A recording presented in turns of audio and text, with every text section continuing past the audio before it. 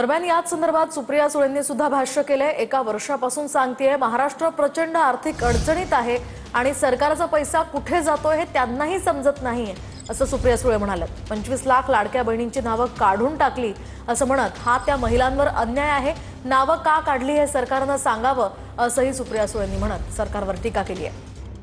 महाराष्ट्राची आर्थिक परिस्थिती बद्दल मी गेले 1 वर्ष सातत्याने बोलत आले आणि महाराष्ट्र प्रचंड आर्थिक अडचणीत आहे हे वास्तव सगळ्यांनाच माहिती आहे आणि हे म्हणजे मी स्वतः 2023-24 पासूनच हे सातत्याने बोलते। महाराष्ट्र सरकारचा हा जो कारभार आहे तोच चुकतोय। सातत्याने नक्की पैसे कुठे जात आहेत, कुणाकडे जात आहेत। तुम्ही आता भगिनींबद्दल बोलला, पण 25 लाख लाडक्या बहिणींची नावं यांनी काढून टाकली आहेत। हा अन्याय आहे त्या महिलांवर। याची माहिती आम्हाला महाराष्ट्राला मिळाली पाहिजे ना, की काय कशामुळे तुम्ही 25 लाख महिलांना काढून टाकल्याचं